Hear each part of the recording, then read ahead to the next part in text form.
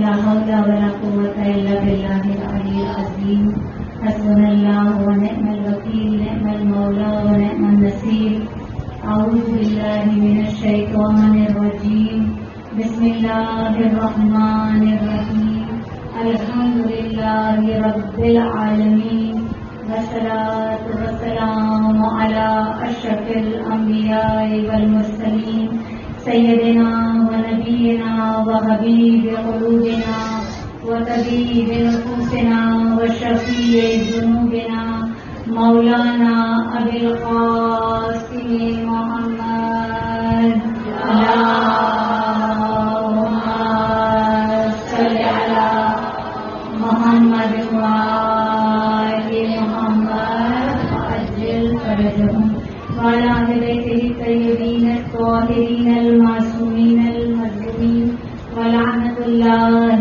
على أعدائهم والظالمين من يومنا هذا إلى يوم الدين بسم الله الرحمن الرحيم إنما يريد الله ليذهب عنكم الرجس أهل البيت ويطهركم تطهيرا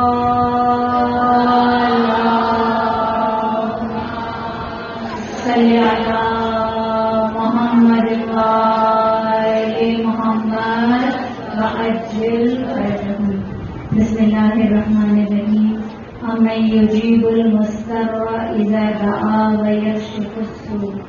تمام تعریفیں تمام حمد و ثنا اس ذات باری تعالیٰ کے لیے کہ جو تمام جہانوں کا پالنے والا اور خلق کرنے والا ہے، اور تمام درود و سلام محمد و آل محمد کے لیے کہ جو وجہ تخلیق کائنات ہیں اور جنہیں پروردگار عالم نے ہمارے لیے اپنی بارگاہ تک پہنچنے کے لیے بہترین وسیلہ قرار دیا. درود پڑھیے محمد و آل محمد سے. صلی علی محمد و آل محمد وعجل فرجهم. موضوع مجلس سے پہلے ہمیشہ کی طرح ذکر اپنے وقت کے امام کا. 1 سال کا وقفہ آیا ہے، آپ کے سامنے حاضر نہیں ہوئی، کراچی میں نہیں تھی، اس امام بارگاہ میں تھے، لیکن اب آپ کے ساتھ حاضر ہوں مولا کی نوکری کے لیے. آپ واقف ہیں کہ میں موضوع مجلس سے پہلے ہمیشہ چاہے مختصر صحیح مگر اپنے وقت کے امام کا ذکر مبارک ضرور کیا کرتی ہوں اپنی مجلس کا ایک حصہ، اور ہمیشہ ممبرز اور خصوصیت کے ساتھ اس سال تو ایام اعضاء کی ابتدا سے ہی مسلسل یہ پیغام دے رہی ہوں کہ فرش اعضاء پر آنے والے اور اہل ممبر دونوں کی ذمہ داری ہے کہ اپنے وقت کے امام کی معرفت کو حاصل کریں. یہ یاد رکھیے کہ فرش اعضاء پر آنے کا مقصد ختم ہو جاتا ہے، فوت ہو جاتا ہے اگر ہمیں اپنے وقت کے امام کی معرفت نہ ہو. کیونکہ جب ہم دیکھتے ہیں کہ کربلا میں کیوں یہ واقعہ پیش آیا، کیوں اپنے وقت کے امام کے دشمن ہو گئے، جبکہ خوفیوں نے ہم سب جانتے ہیں کہ خود خط لکھ کر مولا کو بلایا تھا. جذبات عقل پر حاوی نہیں ہونے چاہیے. آج ہم بھی کربلا میں ہی زندگی گزار رہے ہیں. آج اگر آپ دیکھیں تو ہم بھی جب فرش اعضاء پر آتے ہیں تو ہم بھی الاجل الاجل المنتظر کے نعرے لگا رہے ہوتے ہیں، صدائیں بلند کر رہے ہوتے ہیں، لیکن کیا ہم تیار ہیں؟ ہم جو مولا کو پکار رہے ہیں بالکل انہیں خوفیوں کی طرح کہ جنہوں نے محبت سے خلوص سے مولا کو بلایا تو ضرور مگر نصرت کے لیے آمادہ نہیں ہوئے. جب حالات خلاف ہوئے تو اپنے وقت کے امام کا ساتھ چھوڑ دیا. آج اگر ہم الاجل الاجل پکار رہے ہیں تو ہمیں خود اپنے آپ سے سوال کرنا چاہیے نا کہ کیا ہم تیار ہیں یا ہم صرف زبان سے کہہ رہے ہیں؟ ہم عمل کے لیے آمادہ ہیں یا نہیں ہیں؟ اگر امام زمانہ علیہ السلام اگر ہمارے سامنے آ جائے اللہم صلی علی محمد وآل محمد وعجل فرجهم، ہم کتنا ساتھ دے سکتے ہیں امام کا؟ آسان نہیں ہے. جو ہم سمجھتے ہیں نا بے بے شک امام جب ضرور کریں گے، جب امام کی حکومت قائم ہوگی ظلم ناانصافی کا خاتمہ ہوگا، مگر ہمیں اپنے احتساب کی ضرورت ہے کہ جو امام ہم سے چاہتے ہیں کہ آج ہمارے گھروں کا ماحول وہ ہے کہ آج ہم اپنے بچوں کو اس طرح تیار کر رہے ہیں کہ آج ہم خود نصرت کے لیے اس طرح آمادہ ہیں. اگر نہیں ہے تو پہلے اپنے آپ کو درست کرنا ہے، پہلے اپنے معاملات کو درست کرنا. تو حضرات امام بہت مشکل وقت ہے، یہ بہت سخت وقت ہے. ہمیں بظاہر لگ رہا ہے کہ بہت آسانیاں ہیں اس وقت، لیکن اس وقت نصرت امام کے لیے خود کو تیار کرنا آسان بات نہیں ہے. سب سے پہلی جو بہت سارے اسباب ہیں، بہت ساری شرائط ہیں، بہت ساری نشانیاں ہیں. ظہور کی نشانیاں تو ممبروں سے بہت بار بار بیان کی جاتی ہیں، لیکن اسباب اور شرائط یہ بہت کم بیان کیے جاتے ہیں.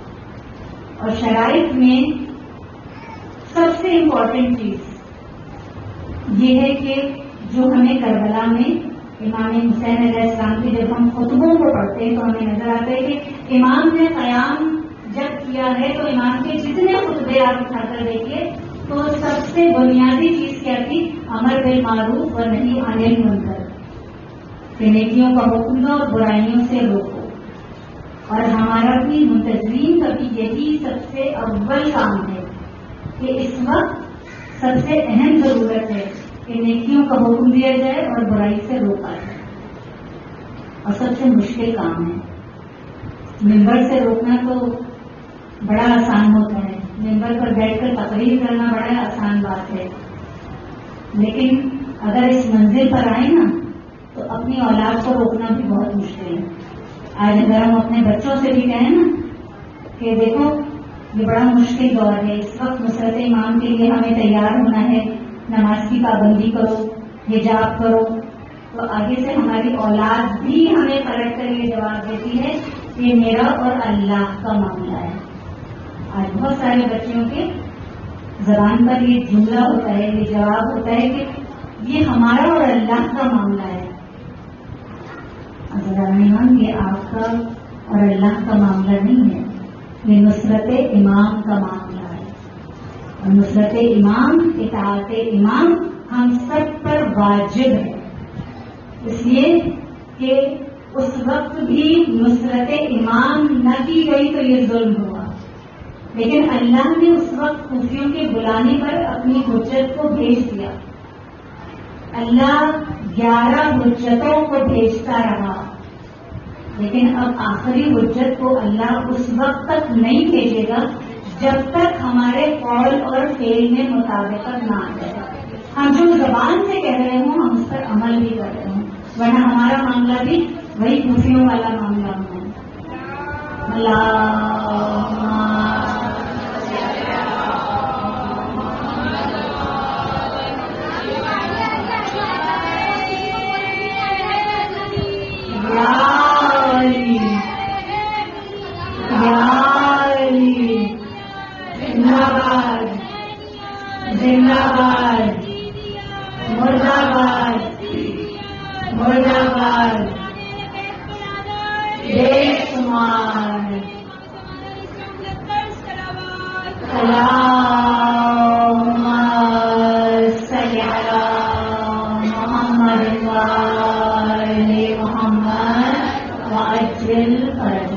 تو بس مجھے اندازہ ہے کہ آج مسجد بہت لیٹ ہو گئی ہے، اس وقت تک مسجد ختم ہو جایا کرتی تھی اور آج دیر سے شروع ہوئی ہے تو میں آپ کا زیادہ وقت نہیں لوں گی. اور اس دعا کے ساتھ کہ پروردگار عالم کی بارگاہ میں دعا کرتے ہیں کہ ہمیں اپنے وقت کے امام کے سچے خدمت گزاروں میں شامل کر دے.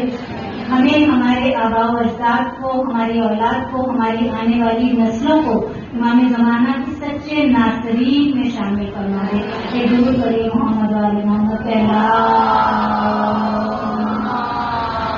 صلی علی محمد وآل محمد وعجل فرجهم. ابتدا میں سلام کلام میں جو آئے مبارکہ میں نے تلاوت کی، ہمیں یجیب المضطر اذا دعا ویکشف السوء، کہ جب مضطر اسے پکارتا ہے بے قرار ہو کر تو وہ اس کی دعا کو مستجاب کرتا ہے. اس کی مناسبت سے اور اس مناسبت سے کہ سکینہ کی فرش عزا ہے، اس مناسبت سے آج موضوع مجلس جو میں نے منتخب کیا ہے، جسے موضوع سخن قرار دیا ہے، وہ ہے دعا. اس لیے کہ سکینہ وہ اتنا بڑا وسیلہ ہے دعاؤں کی قبولیت کے لیے، حاجات کی قبولیت کے لیے، کہ جب عباس علمدار جو باب الحوائج مولا ہے، عباس کی بارگاہ میں اگر سکینہ کے وسیلے سے دعا کی جائے تو عباس کبھی خالی ہاتھ نہیں لوٹا. یہ میرا وہ مولا ہے، وہ باب الحوائج مولا کہ جسے اللہ نے قیامت تک کے لیے باب الحوائج بنا دیا. عباس کے در سے کوئی خالی ہاتھ نہیں لوٹتا. یہ میں ممبر پر بڑی ذمہ داری سے پڑھ رہی ہوں کہ عباس کے علم پر 70,000 فرشتے ہر وقت ڈیوٹی دیتے ہیں کہ جو بھی مومن یا مومنہ آئے اور اپنی حاجت کو بیان کرے، اس کی حاجت کو لکھو اور اسے جلد سے جلد روا کرو. اور عزیزان امام، یہ عمل شاید میں نے پہلے بھی اس ممبر سے بیان کیا ہو. ویسے تو میں جب بھی کہیں جب جناب عباس کی مجلس پڑھتی ہوں میں اس عمل کو ضرور بیان کرتی ہوں. آج تو بہرحال بی بی سکینہ کی مجلس سے مجھ سے ابھی آ کر بچی نے کہا کہ مولا عباس کے بھی تھوڑے سے فضائل پڑھ دیں، تو یقیناً اتنا وقت تو نہیں ہے کہ میں مولا کے فضائل پڑھوں، لیکن مجھے نہیں پتا کہ فرش عزا پر کون اپنے دل میں کیا حاجت لے کر بیٹھا ہوتا ہے، کون اپنے ذہن میں کیا سوال لے کر آیا ہوتا ہے. ہم نہیں جانتے، پڑھنے والے نہیں جانتے، لیکن وہ جانتے ہیں جو آپ کو اس فرش عزا پر بلاتے ہیں. اور بلانے والا وقت کا امام ہوتا ہے، میرا مولا میزبان ہوتا ہے. بظاہر ہم فرش عزا بچھاتے ہیں، لیکن میزبان امام زمانہ علیہ السلام ہوتے ہیں. اور جس طرح میں کہہ رہی ہوں کہ آج جو ہمیں نصرت امام کے لیے تیار ہونا ہے، تو جہاں اور بہت ساری ہماری ذمہ داریاں ہیں کہ ہم دعائے عہد کو پڑھیں، ہم دعائے ندبہ ہر جمعے کو چاہے 2-4 لائنیں پڑھیں، لیکن دعائے ندبہ شامل کریں اپنے وظائف میں. بہت ساری اس طرح کی چیزیں ہیں. اسی طرح ایک اور چیز میں آپ کو بتاؤں، پھر میں اس کے بعد وہ عمل جو حاجات کی قبولیت کے لیے وہ آپ کے سامنے بیان کروں گے. کوشش کیا کیجیے کہ ہر ایام عزا میں یا ایام عزا کے بغیر بھی ایک فرش عزا اپنے وقت کے امام کی نیابت میں بچھائیے. میں آپ کو بڑی ذمہ داری کے ساتھ کہہ رہی ہوں کہ جب اگر آپ فرش عزا اپنے وقت کے امام کی نیابت میں سمجھتی ہیں، نیابت یعنی امام زمانہ علیہ السلام کی طرف سے آپ وہ مجلس نہیں کر رہی، وہ مجلس آپ کے وقت کا امام کر رہا ہے. سب کچھ اس کی ذمہ داری ہے. لوگوں کو بلانا، مجلس عزا کا فرش بچھانا، کس کس کو اس فرش عزا پر آنا ہے اس کو منتخب کرنا، تبرک کا انتظام کرنا، سب پھر مولا کرتے ہیں. پھر آپ کو کچھ نہیں کرنا ہے، آپ کو بس نیت کرنی ہے کہ میں یہ فرش عزا اپنے وقت کے امام کی نیابت میں بچھا رہی ہوں. اور وہ ضروری نہیں ہے کہ آپ کتنے لوگوں کو بلائیں، کتنے لوگوں کو مجلس کی دعوت دیں، آپ چند لوگوں میں بھی کر سکتے ہیں. لیکن جو فرش عزا نیابت امام زمانہ علیہ السلام میں بچھائی جاتی ہے،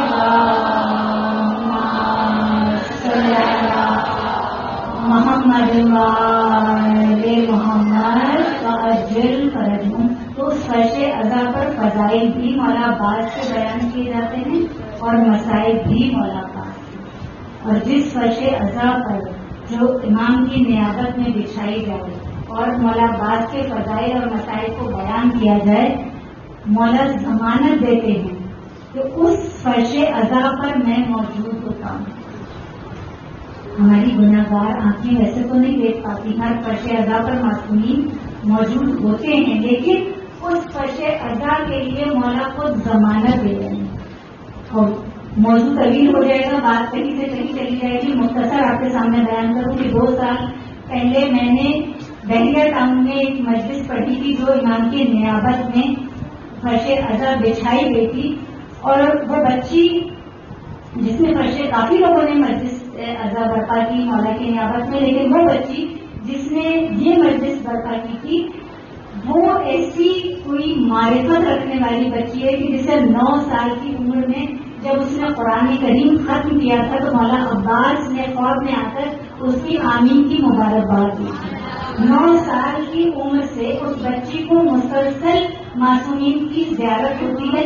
اس کی ماں اس سے یہ کہتی تھی کہ جب روزانہ جب اٹھتی ہے تو یہ کہتی ہے آج میں نے نجف میں نماز ادا کی، آج میں نے مسجد صحرا میں نماز ادا کی، اور میں آج میں نے مسجد کوفہ میں نماز ادا کی۔ ایسی معرفت رکھنے والی مولا چنتے ہیں، کچھ خاص لوگوں کو چنا کرتے ہیں۔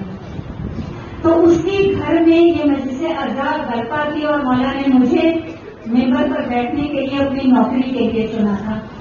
آپ یقین کیجیے کووڈ اس وقت بہت پیک پر تھا اور شاید مجھے ملا کر ٹوٹل 11 عورتیں تھیں اس مجلس میں، لیکن جب مسائل ہو رہے تھے میں اس ممبر سے ذمہ داری کے ساتھ کہہ رہی ہوں، ایسا محسوس ہوتا تھا کہ جیسے در و دیوار سے گریے کی آوازیں تھی، ایسی وہ مجلس تھی۔ اور جب مجلس ختم ہوئی ہے، میں نے اپنی زندگی کی ایسی روحانیت والی مجلس میں نے کبھی نہیں پڑھی تھی، اور جب میں مجلس پڑھ کر ممبر سے اتری ہوں اس بچی نے مجھے کہا وہ بہترین سوز و سلام پڑھتی ہے، اور اس دن میں دیکھ رہی تھی اس کو سوز و سلام پڑھنے کے دوران وہ بار بار پانی پی رہی تھی، جبکہ وہ مائک پہ ہٹا دیتی ہے، وہ مائک کی بھی اسے ضرورت نہیں ہوتی، اللہ نے ایسی اس کی کوئی تاثیر آواز اس کو عطا کی ہے، لیکن وہ بار بار پانی پی رہی تھی۔ اور اس نے مجلس کے بعد مجھ سے کہا، وہ عام لوگوں کو ویسے وہ بتاتی بھی نہیں سوائے اپنی ماں کے، لیکن اس نے مجھ سے ذکر کیا کہ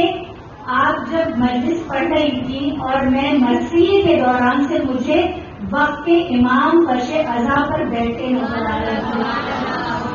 عزاداران امام، آپ تصور کیجئے کہ اگر ہم اپنی آنکھوں سے وقت کے امام کو فرش عزا پر بیٹھے ہوئے اس مجلس کی کیفیت کیا ہوگی۔ اور اس نے مجھے اس جگہ لے جا کر یہاں مولا اس طرح بیٹھے تھے بیٹھ کر دکھایا، اس انداز سے بیٹھے تھے۔ تو عزاداران امام، بس مولا کو کیا چاہیے ہوتا ہے؟ خلوص نیت۔ مولا ہم سے اور کچھ بھی نہیں چاہتے۔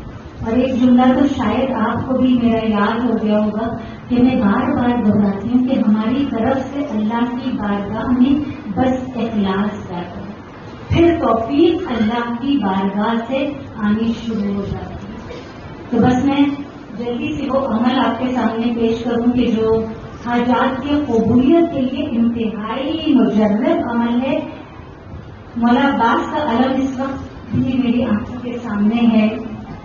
اسی طرح جہاں بھی صحن میں ہر امام بارگاہ میں موجود ہوتا ہے ایک زیر آسمان علم ہو، اور یہ عمل علامہ طارق جوہری کے والد صاحب کا بتایا ہوا ہے، بہت سارے لوگ واقف ہوں گے، ہو سکتا ہے کسی کو نہ معلوم ہو، اس لیے بتایا جاتا ہے کہ زیادہ سے زیادہ مومنین اور مومنات تک پیغام پہنچ جائے، اور جس کی بھی جو حاجت وہ دل میں رکھتا ہے بارگاہ الہی سے پوری ہو جائے۔ مولا عباس کے صدقے سے کہ جمعرات کے دن عصر کے بعد 11 تسبیح درود کی، آپ علم پر جائیے، جو آپ کی حاجت ہے، آپ بہترین عمل ہے کہ اگر آپ گھر سے نکلتے وقت 2 رکعت حاجت کی نماز پڑھ لیں توسل کر کے مولا سے، اس کے بعد آپ علم پر آئیے اور آ کر 11 تسبیح درود کی پڑھیے، اور مولا مشکل کشا کو ان کے تینوں بیٹوں کا واسطہ دیں، مولا عباس کا، امام حسن، امام حسین علیہ السلام کا، اور پھر اپنی حاجت مولا سے مانگیے۔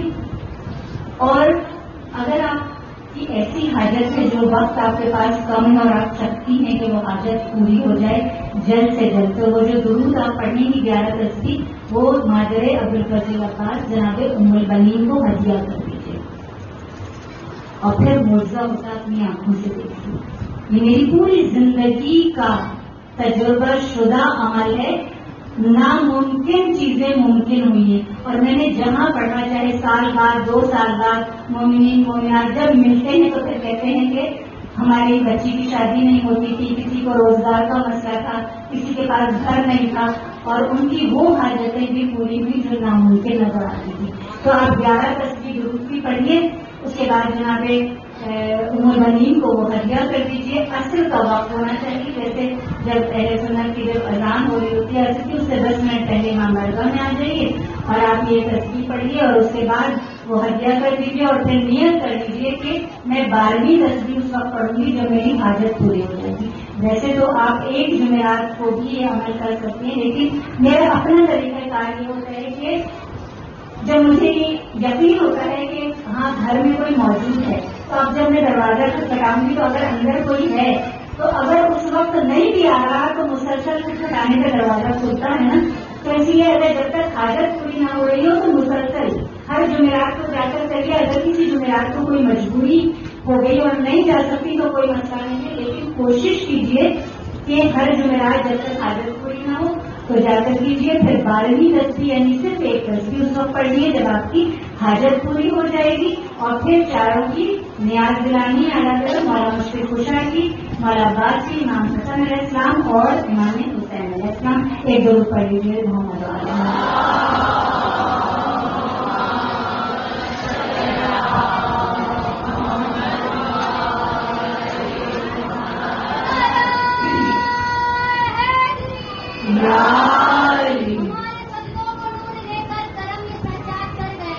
سبحان اللہ.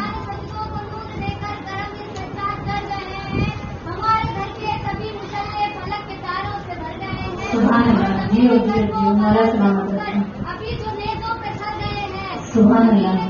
بلا سے اٹھ کر ابھی جو نیزوں پہ سر گئے ہیں مولا سلامت رکھیں. سنانے یہ اپنے مجرم کے گھر گئے ہیں. سبحان اللہ.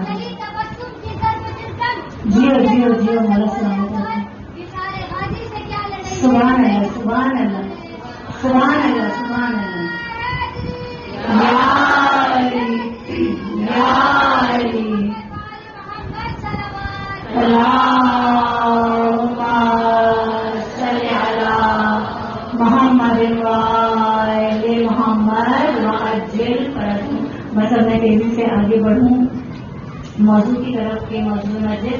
جیسے میں نے بیان کیا کہ دعا ہے اور عزاداران امام دعا ایک شیلڈ ہے، ایک ڈھال ہے. بارگاہ الہی میں جب ہم چاہتے ہیں کہ ہماری حاجات قبول ہو جائیں تو ہم دعا کے لیے ہاتھ اٹھا دیا کرتے ہیں. اور دعا ایسی بہترین عبادت ہے کہ جب روایتوں میں لکھا ہے یہ جملہ کہ جب بندہ گڑ گڑا کر اپنے اللہ کی بارگاہ میں دعا کے لیے ہاتھ اٹھاتا ہے، اللہ سے دعا کر رہا ہوتا ہے. ایک مضطرب اور ایک بے بس بندہ جب اپنے معاملات کو اللہ کے سپرد کر کے اور اللہ کی بارگاہ میں دعا کے لیے ہاتھ اٹھاتا ہے تو لکھا ہے کہ بعض اوقات اللہ اور بندے کے درمیان بس ایک کمان کا فاصلہ رہتا ہے. بس ایک کمان کا فاصلہ تصور کیجیے کہ اللہ اور اس کے بندے کے درمیان ہے. تو عزاداران امام اللہ کو ایسی نماز پسند نہیں ہے کہ جس میں بندہ دعا کیے بغیر اٹھ جائے. بے نیازی صرف اللہ کو زیبا ہے. ہمیں تو ہر لمحہ عاجزی کے ساتھ اس کی بارگاہ میں جھکے رہنا چاہیے. دعا کب کب کرنی ہے، کس کس وقت کرنی ہے، کس کے وسیلے سے کرنی ہے، کہاں کہاں کرنی ہے، یہ سب آج کل میرا موضوع ہے. دیکھیے سب سے بڑی دولت ہمارے پاس کیا ہے؟ اہل بیت کی محبت. اس سے بڑی دولت تو کوئی اور نہیں ہو سکتی نا. ہم سے سب کچھ مانگا جائے اور یہ دیا جائے اور ہم سے کہا جائے کہ اہل بیت کی محبت ہمیں دے. ہم یہ سودا نہیں کرتے ہیں، اس لیے کہ سب سے بڑی دولت ہے. اور امام جعفر صادق علیہ السلام صلی علی محمد وآل محمد وعجل فرجهم. مولا شاہ فرما رہے ہیں کہ جب تم اپنے دلوں میں ہماری محبت کو محسوس کیا کرو تو اپنی ماں کے حق میں دعا کیا کرو. یہ سب سے بڑی دولت ہے. اور مولا کہہ رہے ہیں کہ اپنی ماں کے حق میں دعا کیا کرو. ہم میں سے کتنے لوگ ہیں جو روزانہ اس نعمت الہی پر شکر کرتے ہیں اور پھر اسے سوچ کر اپنی ماں کے حق میں دعا کرتے ہیں. بہت کم لوگ ہوں گے مسلمان میں کہ جو اس نعمت کو سوچ کر شکر ادا کرے اور پھر ماں کے حق میں دعا کرے. جبکہ معصومین کا قول ہے کہ سب سے بہترین دعا جو صبح اٹھ کر ہے وہ ماں باپ کے حق میں دعا کرنا ہے. اگر ماں باپ زندہ ہیں تو ان کی صحت و سلامتی کے لیے دعا کرو، ان کے رزق میں برکت کے لیے دعا کرو، ان کی آسانیوں کے لیے دعا کرو، ان کی درازی عمر کے لیے دعا کرو، اور اگر دنیا سے جا چکے ہیں تو ان کی مغفرت کی دعا کرو، ان کے گناہ صغیرہ و کبیرہ کو بخش دینے کی دعا کرو، ان کے برزخ کی منزلوں کی آسانی کے لیے دعا کیا کرو. یہ فرض ہے ہمارا. اور جب مومن صبح اٹھ کر سب سے پہلے ماں باپ کے حق میں دعا کرتا ہے تو سارا دن رحمت کے دروازے اس کے لیے پروردگار عالم کھلے رکھتا ہے.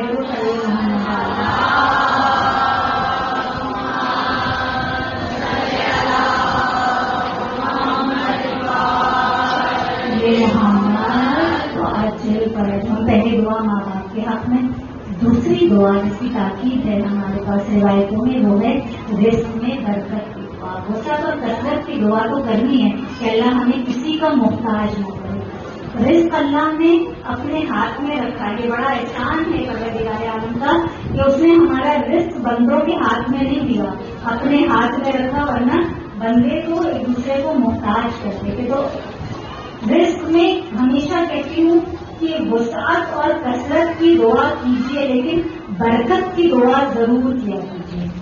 اس لیے کہ اگر کثرت ہو اور برکت نہ ہو تو ایسے رزق کا فائدہ نہیں ہے.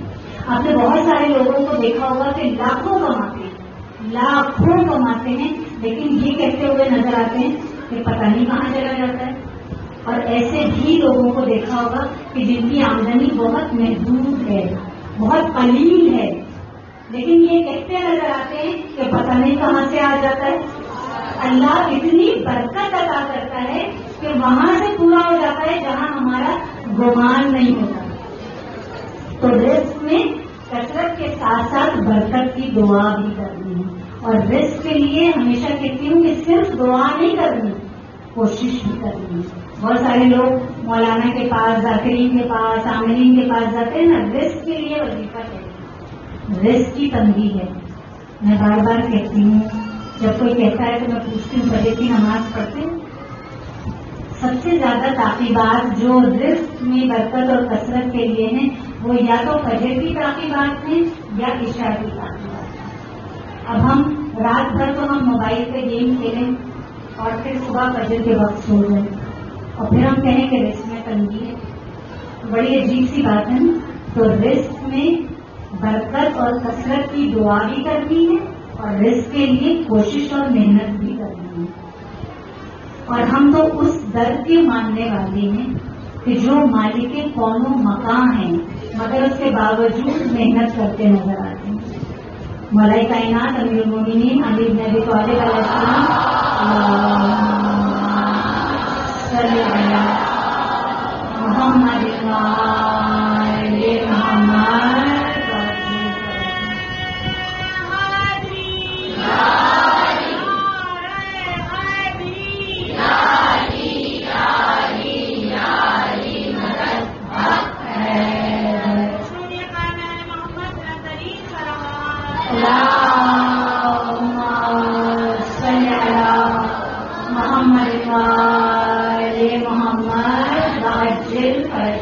مولا سلامت رکھی عالی مدد کہنے والوں کو اور آپ کی نسلوں میں اس فشیادہ کو ہمیشہ قائم و دائم رکھیں. مولا کائنات آپ دیکھیں کہ ہم سب جانتے ہیں کہ یہ وہ ہستیاں ہیں کہ جن کے گھروں میں اکثر کافر ہوا کرتے تھے. اور مولا کائنات کو دشا فرماتے ہیں کہ ایک وقت ایسا تھا کہ ہمارے گھر میں صرف ہمارے پاس ایک کھجور تھی اور ہم نے اس کے چھوٹے چھوٹے ٹکڑے کر لیے تھے اور آپس میں بانٹ لیے تھے کہ اس کی مٹھاس کے سہارے پوری رات گزر جائے. اور وہی مولا کائنات کہتے ہیں کہ آج میرے پاس اتنی دولت ہے کہ میں اگر پورے بنی ہاشم میں بانٹ دوں تو کوئی محتاج نہ رہے. تو یہ دولت مولا کے پاس کہاں سے آئی تھی کہ وہ جو خلافت کا دور تھا، خلفائے راشدین کا زمانہ تھا، جو 25 سال تھے جس وقت لوگوں کو لگتا تھا کہ مولا خاموش بیٹھے رہے، اس وقت مولا خاموش نہیں بیٹھے تھے. مولا نے اپنی انرجی کو کہاں ڈائیورٹ کیا تھا؟ میرے مولا نے 1000 کھجور کے درخت لگائے تھے. 1000. اور آج تو ٹیکنالوجیز نے بہت ترقی کر لی ہے اور بہت جلدی درخت پھل دینے لگتے ہیں.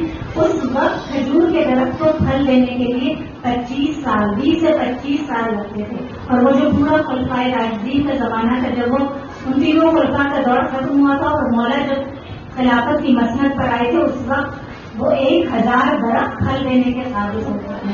تو اس وقت سے لے کر وہ جو مولا حسن کا دسترخوان ہے نا، جو آج بھی جاری ہے، 1450 سال گزر گئے.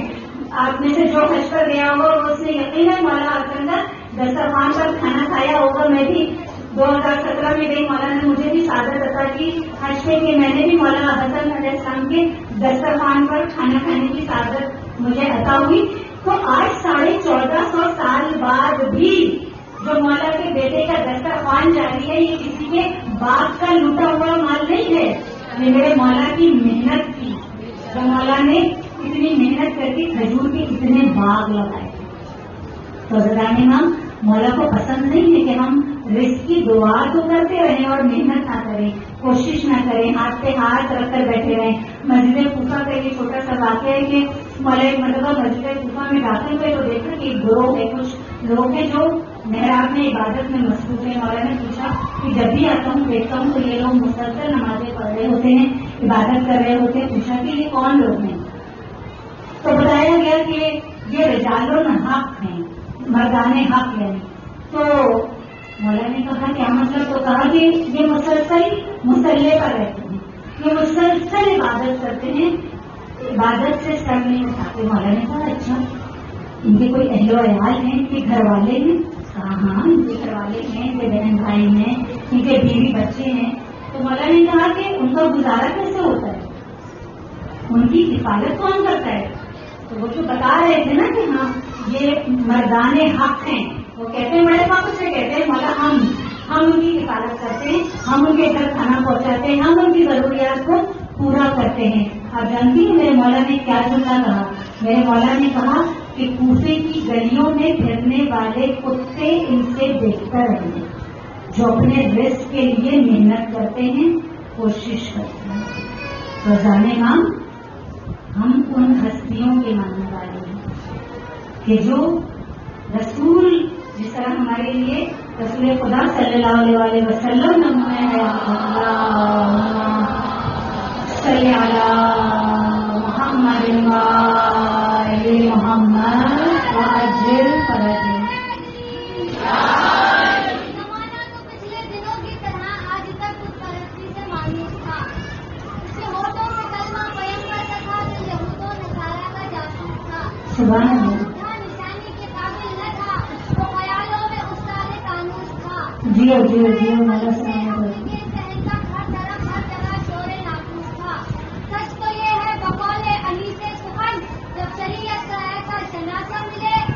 سبحان اللہ.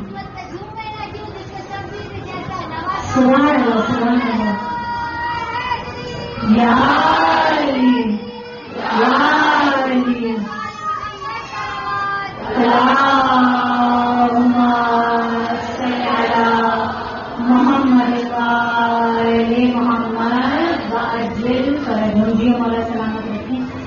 تو یہ وہ ہستیاں ہیں جس طرح رسول خدا ہمارے لیے نمونہ حیات ہیں، اسی طرح بالکل اسی طرح تمام ائمہ بھی، تمام ہستیاں ہمارے لیے نمونہ حیات کا درجہ رکھتی ہیں. اس لیے کہ یہ وہ ہستیاں ہیں کہ میں مثال دیا کرتی ہوں، ہمیشہ ایک ہاتھ کی مثال دیتی ہوں کہ جب اللہ نے انہیں 5 تن میں تقسیم کیا تو یہ 5 تن کہلائے. جب 14 کوڑوں میں آئے تو 4 معصومین کہلائے. اور جب مٹھی بند کر لی تو اس طرح ایک ہو گئے کہ جبرائیل بھی نہ پہچان سکے، اس لیے کہ ان کا اول بھی محمد، ان کا اوسط بھی محمد، ان کا آخر بھی محمد، یہ کل کے کل محمد.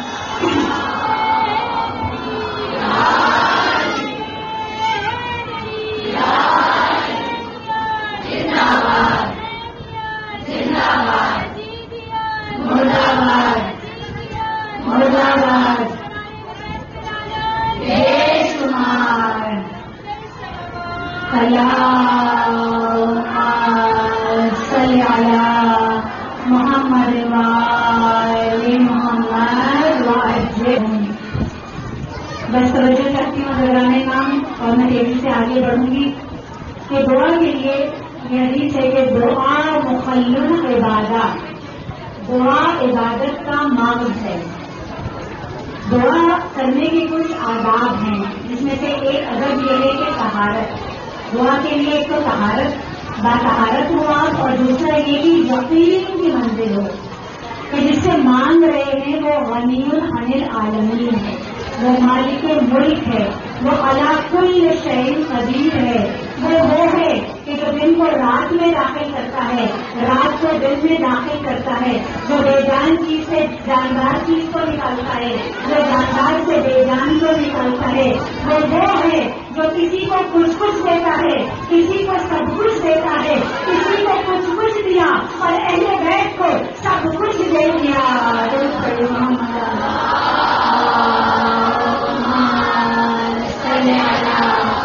محمد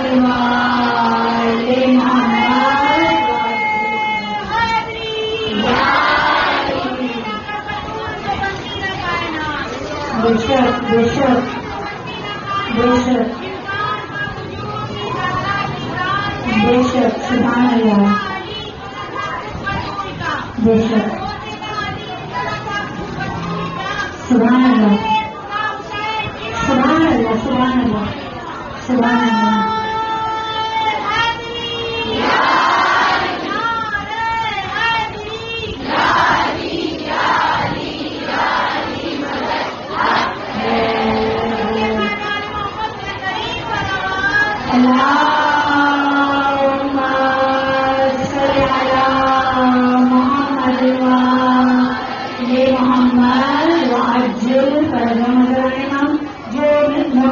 آگے بیٹھی ہیں صرف ان کی توجہ نہیں چاہتی، بلکہ جو پیچھے بیٹھی ہیں وہ بھی اسی وجہ اللہ پر موجود ہیں اور امام کے محضر میں موجود ہیں، تو ان کی بھی توجہ مجھے لگتا ہے ایک مرتبہ ضرور پڑھ لیجیے. محمد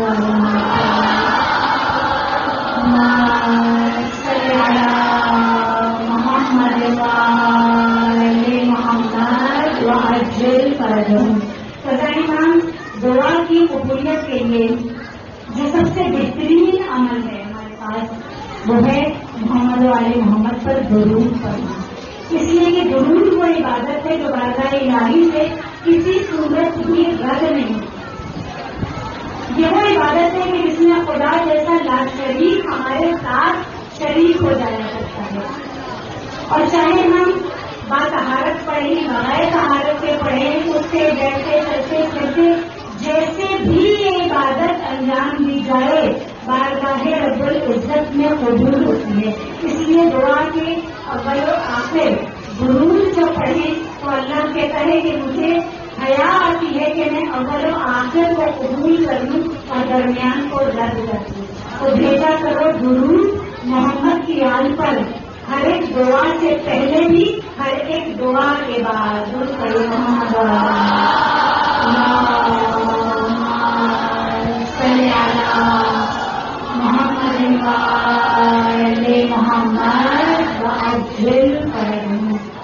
امام دعا کی قبولیت کے لیے ایک درود ہے کہ جو بہترین عمل ہے.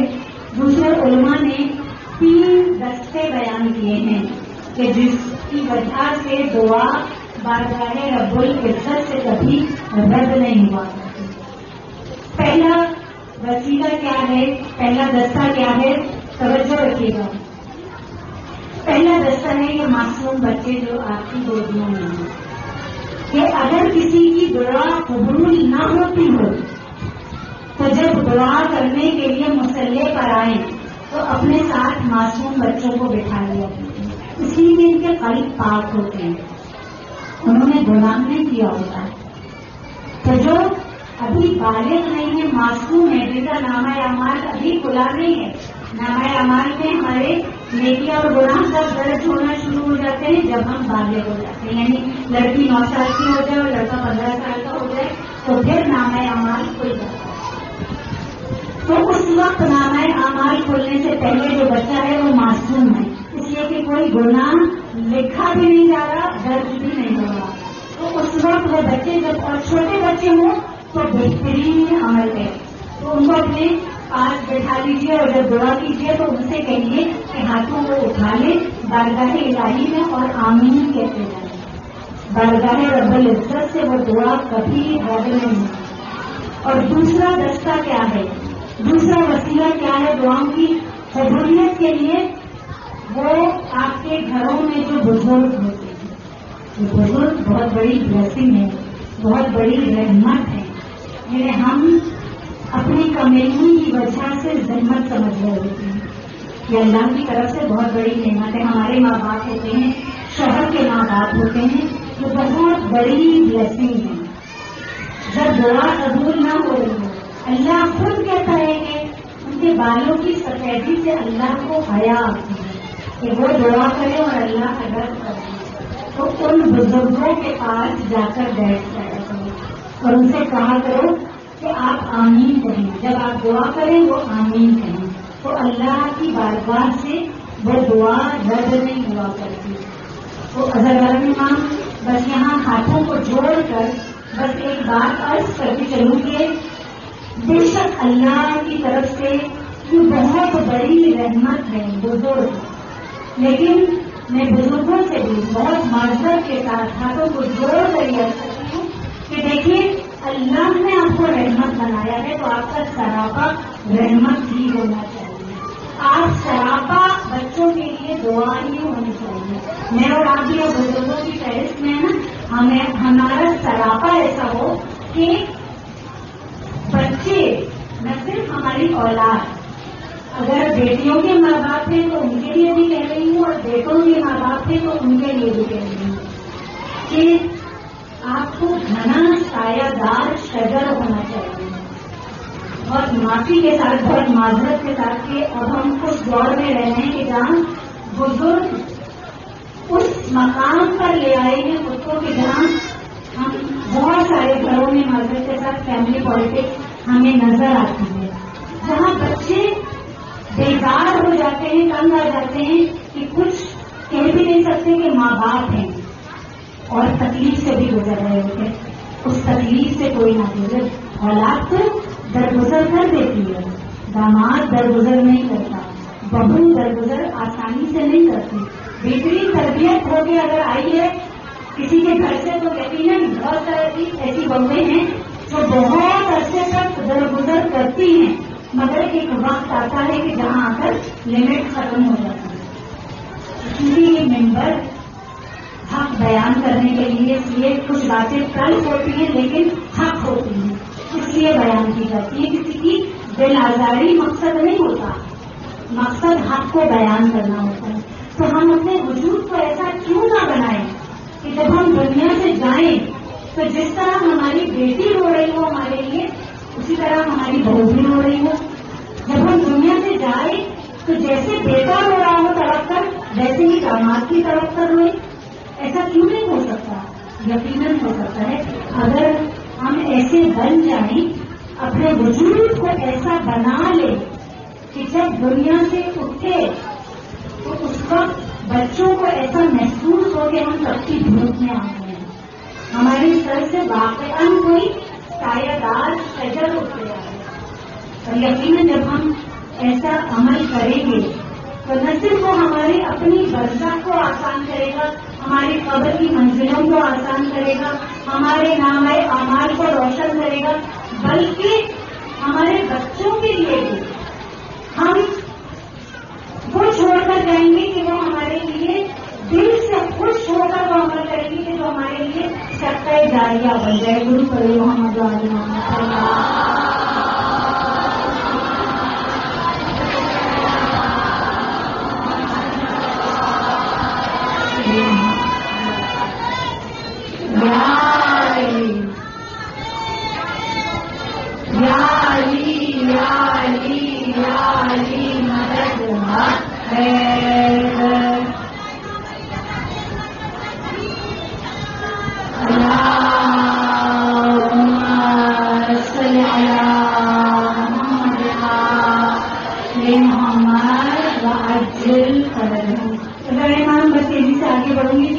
تیسرا دستہ کیا ہے، تیسرا وسیلہ کیا ہے؟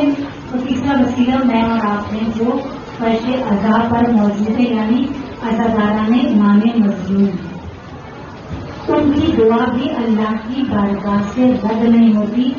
جب ہم گھر سے قدم نکالتے ہیں نا فرش قضا پر آنے کے لیے، اس وقت سے ہم جو قدم اٹھاتے ہیں اور فرش قضا تک پہنچتے ہیں اور فرش قضا پر بیٹھ کر دعا کرتے ہیں، اور صرف یہی نہیں، ہم یہاں سے اٹھ کر جب اپنے گھروں کو جاتے ہیں اس وقت بھی ہم جتنے قدم اٹھاتے ہیں اور ہم ہر قدم پر دعا کرتے چلے جائیں، اللہ کی بارگاہ میں اللہ ہماری دعاؤں کو قبول کرتا چلا جاتا ہے.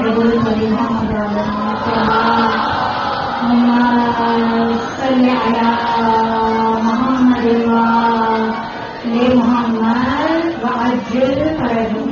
اور بس وہ بہترین وسیلہ اللہ کی بارگاہ میں کہ جس کے وسیلے سے دعا رد نہیں ہوتی وہ بیان کروں اور پھر میں مسائل سے متصل ہو جاؤں کہ یہ جو میں واقعہ بیان کر رہی ہوں آپ کے سامنے، یہ ان کی کتاب ہے ملا صالح مرتضوی حنفی کی کتاب ہے، ہمارے مذہبی فکر کے بزرگ نہیں ہیں، اور اس لیے اس کی اس واقعے کی اوتھینٹسٹی میں کوئی ہمیں شک بھی نہیں ہونا چاہیے. حنفی بزرگ ہیں اور یہ کتاب کوئی 100-150 سال پہلے اس کا اردو ترجمہ ہوا.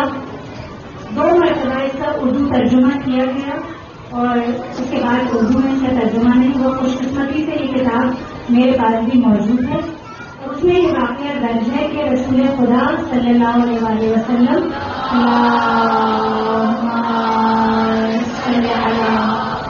محمد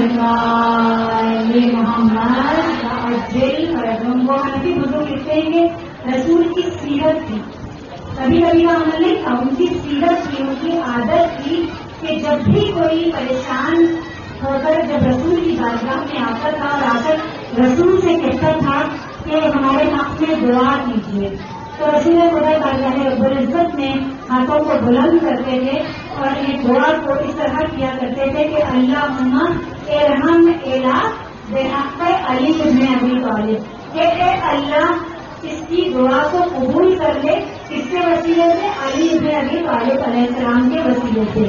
تو یہ رسول کی سیرت تھی، رسول کی عادت ہوا کرتی تھی کہ جب بھی کوئی آتا تھا رسول اسی طرح دعا کرتے تھے. اب رسول کے گرد جو لوگ بیٹھے ہوتے تھے سنتے تھے کہ بار بار جب کوئی آتا تھا رسول اسی طرح دعا کرتے تھے.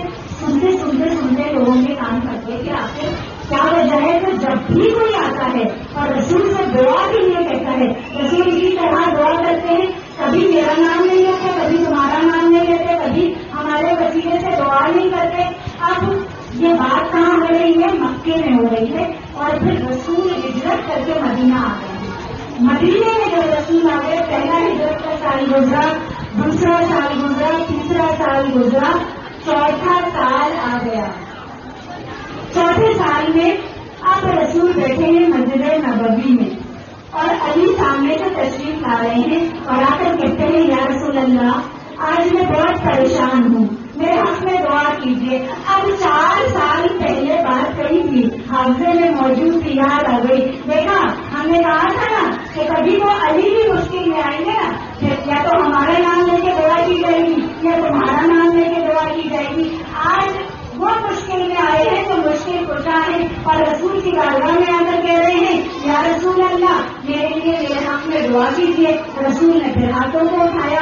اب رسول کیا کہہ رہے ہیں؟ اللہم ارحم الا علی بن ابی طالب بحق علی بن ابی طالب، کہ اے اللہ علی کی حاجت کو روا کر دے علی کے وسیلے سے. اب لوگوں کو پریشانی شروع ہو گئی. یا رسول اللہ یہ کیا بات ہوگی؟ جب کسی اور کو مشکل ہوتی ہے تب بھی علی کے وسیلے سے دعا، اب جب علی مشکل میں آئے ہیں تب بھی علی کے وسیلے سے دعا. رحمت للعالمین کے چہرے پر پہلی مرتبہ جلال آیا اور رحمت للعالمین نے جلال کے عالم میں کہا کہ تم اپنی بات کرتے ہو، اگر خود میں محمد مصطفیٰ کسی مشکل میں آ جاؤں تو علی کے وسیلے سے اللہ کی بارگاہ میں دعا کرتا ہوں.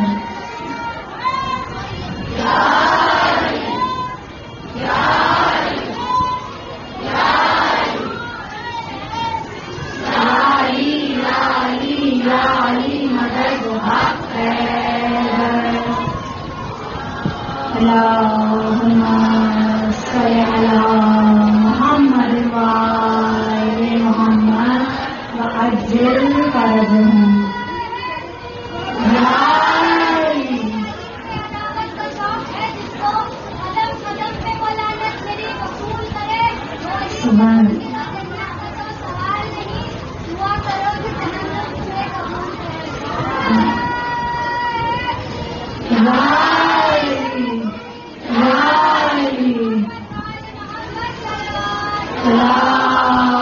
اللهم صل على محمد وآل محمد وعجل فرجهم. مہمان، میں امید کروں گی آپ سب سے کہ جتنا بیدار ہو کر آپ نے فضائل کو سنا ہے اور فضائل کا حق ادا کیا. ہم اس قابل نہیں ہیں کہ ہم حق ادا کر سکیں سچے ادا کر، لیکن اپنی اپنی وسعت کے مطابق ہم کوشش ضرور کرتے ہیں. تو امید کروں گی کہ اسی طرح کوشش کیجیے گا کہ مسائل کا بھی کچھ ہم سے حق ادا ہو جائے. ہم مسائل کا حق ادا کر ہی نہیں سکتے، اس لیے کہ جب میرا چوتھا امام دنیا سے جاتے ہوئے یہ کہہ رہا ہے کہ بابا مجھ سے آپ کے مسائل کا حق ادا نہیں ہو سکا. وہ جو 40 سال خون کے آنسو ہوتا رہا، میرا وہ مولا جب یہ کہہ رہا ہے تو میں اور آپ کو حق ادا کر ہی نہیں سکتے. اور اگر امام آج کی فرش ادا آپ جانتی ہیں کہ منسوب ہوتی ہے ہمیشہ حسین کی 4 سال کی بیٹی سکینہ. وہ سکینہ کی جسے حسین نے نماز شب کی دعاؤں میں مانگا. وہ سکینہ کی جسے رات کی تاریکیوں میں حسین نے اللہ سے رو رو کر مانگا ہے. اور بڑے خوش نصیب ہیں بانی مجلس کہ جو یہ فرش ادا اس لیے بچھاتے ہیں کہ انہوں نے اللہ کی بارگاہ میں سکینہ کے وسیلے سے بیٹی کی دعا کی اور اللہ نے انہیں بیٹی عطا کی. اور وہ شکرانے کے لیے سکینہ کی فرش ادا ہر سال بچھایا کرتے ہیں. ہم سب جانتے ہیں نا کہ بیٹیاں باپ کے بہت قریب ہوتی ہیں اور بڑے باسعادت ہوتے ہیں وہ ماں باپ جو دعا کر کے بیٹی اللہ سے مانگتے ہیں. بچیاں ماں سے زیادہ باپ سے قریب ہوتی ہیں اور باپ بھی بیٹیوں سے بہت پیار کیا کرتے ہیں. ہم سب جانتے ہیں کہ جو چھوٹی بچیاں ہوتی ہیں نا وہ انتظار کرتی ہیں باپ کا کہ باپ اگر کام پہ گیا ہو آفس گیا ہو تو چھوٹی بچیاں انتظار کرتی رہتی ہیں کہ بابا آئیں گے تو فلاں بات بتاؤں گی، بابا آئیں گے تو یہ کروں گی، بابا آئیں گے تو بھائی کی شکایت کروں گی، بابا آئیں گے تو ماں کی شکایت کروں گی. سب چھوٹی بچیوں کا یہی دستور بتا ہے.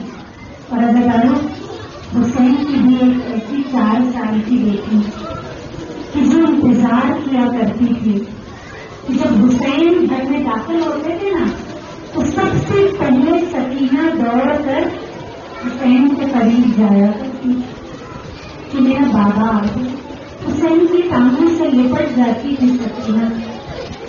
اور اداروں جو منظر ہم مقتل میں بھی دیکھتے اور ایک مرتبہ نہیں 2 مرتبہ ہمیں یہ منظر نظر آتا ہے.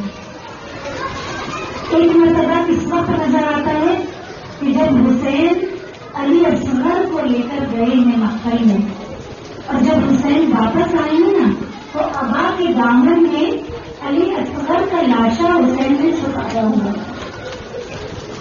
سب سے پہلے دور خیمہ پر کون دوڑتا ہوا آیا تھا؟ سکینہ دوڑتی ہوئی آئی تھی اور آخر کیا کہا تھا؟ بابا بابا علی اصغر کو پانی پلا لے. بابا سکینہ بھی تو بہت پیاسی تھی نا، سکینہ کی پیاس یاد نہیں تھی بابا. ارے نہیں جانتی تھی، ارے نہیں جانتی تھی میں 4 سال کی بچی کہ حسین پانی پلا کر نہیں آئے. ارے علی اصغر کی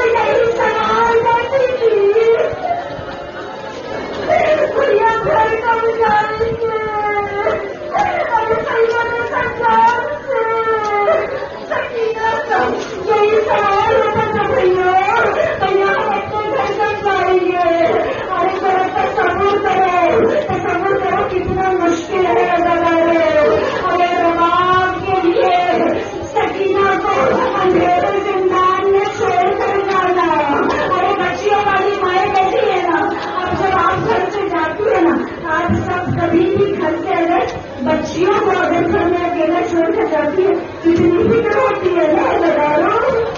اور ہم جاتے جاتے کیا کہتے ہیں ہم کہتے ہیں بیٹا مغرب ہونے لگے لائٹ چلا لینا. ارے پڑوسی ایسے کہتے ہیں نا ہماری بچی اکیلی ہے. ارے بچی کا خیال رکھنا ذرا تصور کرو. ارے ماں کے دل سے پوچھو. ارے دبا تھوڑی دیر کے لیے نہیں جا رہی. ارے ہمیشہ کے لیے اندھیرے سے لال میں. ارے 4 سال کی بچی کو اکیلا چھوڑ کر جا رہی ہے. ارے اسی لیے جب رات جا رہی تھی نا شام کی عورتوں کو جمع کیا تھا اور شام کی عورتوں سے کہا تھا کہ میں اپنی بچی کو یہاں اکیلا چھوڑ کر جا رہی ہوں. یہ شام کی عورتوں ارے میری بچی کا خیال رکھنا. میری بچی کو اندھیرے سے بہت ڈر لگتا ہے. جب اندھیرا ہونے لگے نا تو ایک چراغ لے کر آیا کرنا اور سکینہ کی قبر پر جلا دیا